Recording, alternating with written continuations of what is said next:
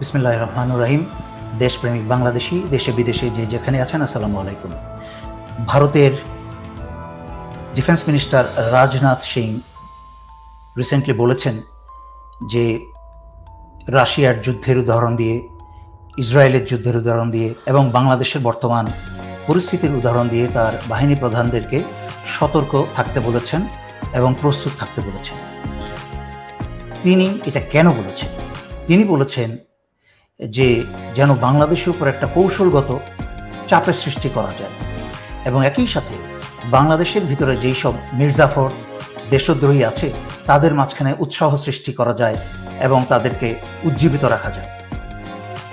কিন্তু আমি খুব সংক্ষেপে ব্যাখ্যা করব কেন আপনারা আজকাল প্রায়ই বলে, অনেকদিন ধরে শুনে আসছি ভারত বাংলাদেশকে আক্রমণ করবে।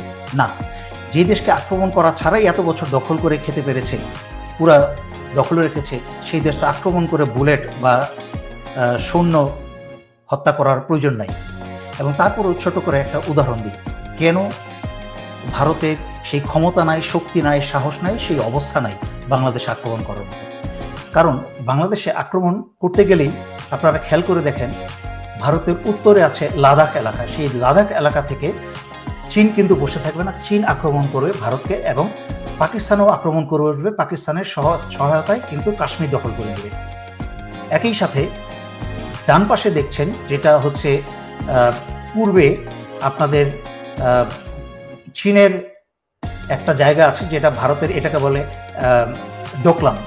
এই ডোকলামে একটা চীনের একটা অংশ ভারতের পেটের মধ্যে ঢুকে আছে, যেটা দেখতে চাকুর মতো, এটাকে বলে ড্যাগার্স পয়েন্ট। এবং এখান থেকে চিকেন নেক, বাংলাদেশের এবং ভারতের মাঝখানে যেই 12-14 কিলোমিটারের জায়গাটা চিকেন নেক বলে, এই চিকেন নেকটার মাত্র 50 কিলোমিটার দূরত্ব, সেইটা চীন দখল করে এটাকে কেটে বন্ধ করে দিবে। বন্ধ করে দিলে সম্পূর্ণ 7 সিস্টার, এই ম্যাপের আমার ছবিতে ডান পাশে যেটা দেখতে পাচ্ছেন, সম্পূর্ণ 7 সিস্টার আলাদা হয়ে যাবে। আলাদা হয়ে গেলে চীন এখানে আক্রমণ করে উঠবে এবং নাগবোচা যে স্টেটগুলো আছে, নাগাল্যান্ড, মিজোরাম, সব তারা দখল করবে। আর বাকিরা সব নিজেরা স্বাধীনতা ঘোষণা করে, কারণ তারা এমনিতেই স্বাধীনতাকামী, স্বাধীনতা ঘোষণা করে তারা স্বাধীন হয়ে যাবে। তাই নিজের পায়ে কোরাল মারতে ভারত কখনোই বাংলাদেশকে আক্রমণ করবে না। এর মাঝখানে আমরা কি দেখলাম? আমাদের অত্যন্ত পরিচিত ভারতের রয়ের সদস্য, প্রাক্তন সেনাপ্রধান ইকবাল করিম ভুইয়া হঠাৎ করে একটা বাণী দিয়ে সামনে চলে এলেন। বাণীটা কি দিলেন?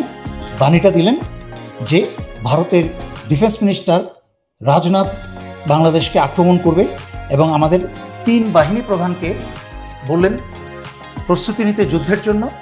এবং সবচেয়ে গুরুত্বপূর্ণ বিষয় যেটা উনি বললেন, যা আমি এতদিন ধরে বলে আসছি ব্যাখ্যা, যেই কাজটা হতে যাচ্ছে সেটা কিন্তু শুরু হয়ে গেছে ইতিমধ্যে। যে কি উনি বললেন, এই সিভিল সরকারের কাছ থেকে সরকারকে সরিয়ে দিয়ে ক্ষমতা নিয়ে নিতে। সেই জন্যই কিন্তু চুপ্পু জায়গা মতো বসে আছে এবং পদত্যাগ করেন, বা চুপ্পুকে সরানো হয়নি। তার মানে কি, এই সকল কিছুই কিন্তু একই সূত্রে গাথা।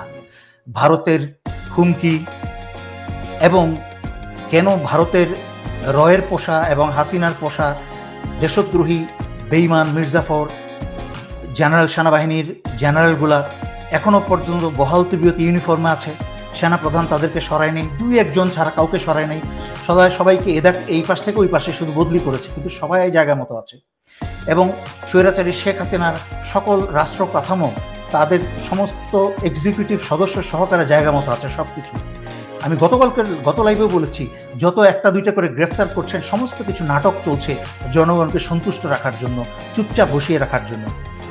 আর এদিক দিয়ে এত কিছুর পরে দেশ ধ্বংসের যখন পায়তারা চলছে, সকল কিছু প্রস্তুত দেশ দখলের, তখন আমাদের দার্শনিক ছাত্রনেতারা কি বলছে, কি করছে, চলুন একটু দেখি। এই দার্শনিক ছাত্রনেতা মাহফুজ আলম, সে তার ফেসবুক স্ট্যাটাস দিয়েছে যে কতগুলো ওয়েবসাইট খুলেছে। আরে বাপরে বাপ, স্বাধীনতা যুদ্ধের সময় তো একটা বিরাট বড় কাজই করছে, ওয়েবসাইট করেছে। আমরা ধীরে ধীরে এগোবো। মূলত তরুণ লেখক, গবেষক, শিল্প সাহিত্যের রসান্বেষী এবং সাংস্কৃতিক রাজনৈতিক কর্মীদের লেখালেখি নিয়ে আমরা পত্রিকাগুলা গুছিয়ে নেব। তাদের কী কী পত্রিকা, কী কী বিষয় থাকবে? সিনেযোগ, সিনেমার দর্শন ও রাজনীতি বিচার, রণপা, পূর্বপক্ষ, দি কুইল্ট, দি কলন্দর। আমাদের আড্ডাগুলো মূলত আমাদের উদ্বেগ সমূহের প্রাণ। এখন এ সকল আড্ডায় অংশ নিতে পারেন, আড্ডাগুলোর খোঁজ রাখতে পারেন, খোঁজ রাখতে এই পেজগুলোকে ফলো করতে পারেন। এই হচ্ছে আমাদের তথাকথিত ছাত্র নেতাদের, দর্শনবিদদের প্রস্তুতি, দেশ নিয়ে তাদের প্রস্তুতি।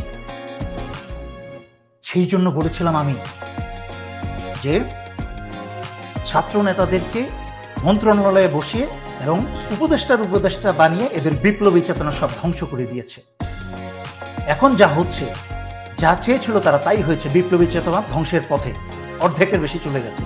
এখন সাধারণ ছাত্রছাত্রীরা আমাকে শত শত মেসেজ পাঠায় যে স্যার, এদেরকে কল করলে আর ধরে না, এই নাহিদ, আসিফ, কাউকে আর পাওয়া যায় না, এখন দামি দামি গাড়িতে চলে ওরা। এটাই চেয়েছিল তারা, যে বিপ্লবকে ধ্বংস করতে হলে নেতার থেকে তাদের অনুসারীদেরকে আলাদা করে দাও, নেতাদেরকে এসির এবং মন্ত্রণালয়ের এবং টাকা পয়সার এবং দামি গাড়ির স্বাদ দিয়ে দাও, এদের বিপ্লবী চেতনা ধ্বংস হয়ে যাবে। তা কিন্তু সফল, এবং বাংলাদেশ আবার পাল্টা অভ্যুত্থানের মাধ্যমে দখল করার জন্য সম্পূর্ণ প্রস্তুত।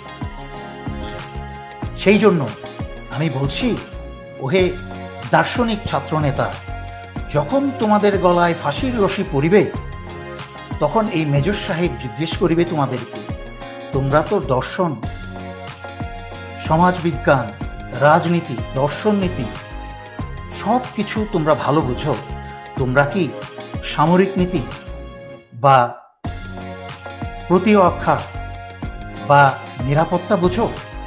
তখন ছাত্র নেতারা ফাঁসির রশি গলায় ঝুলিয়ে বলবে, না, আমরা তো সেটা বুঝি নাই। তখন এই মেজর সাহেব বলিবে, তাহলে তো তোমাদের সকল জ্ঞান, নীতি, দর্শন 16 আনাই মিছে। তাহলে হতাশ হবার কিছু নেই, একটা শেষ উপায় আছে। এই উপায়টা বলে দিচ্ছি, যদি আমার কথা শুনেন। সেটা বাংলাদেশের সকল বিপ্লবী ছাত্র, ছাত্রী, জনতা, আপনারা সবাই বঙ্গভবন ঘেরাও করে ফেলুন। এই চুপ্পুর বঙ্গভবন ঘেরাও করে ফেলুন।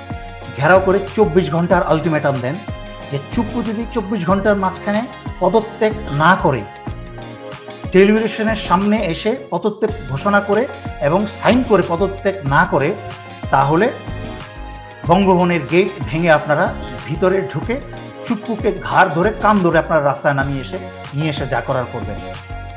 এই হচ্ছে দেশ উদ্ধারের একমাত্র এবং সর্বশেষ উপায়। কারণ বিষাক্ত সাপের মাথাটা কেটে দিলেই সাপের বাকি দেহ নিথর হয়ে যাবে এবং বিষহীন হয়ে যাবে। আমার কথা বুঝতে পারলে স্বাধীনতা রক্ষা করতে পারবেন, নয়তো ছাত্র নেতা সহকারে বহু লোকের ফাঁসি হবে। বহুবার ওয়ার্নিং দিয়েছি আমি। আল্লাহর আশীর্বাদ হিসেবে আপনাদেরকে এই কথাগুলো বলে যাচ্ছি, যদি আপনারা কথাগুলো বুঝেন এবং শোনেন। ধন্যবাদ। আজকে এইগুলো শেষ করছি। আসসালামু আলাইকুম।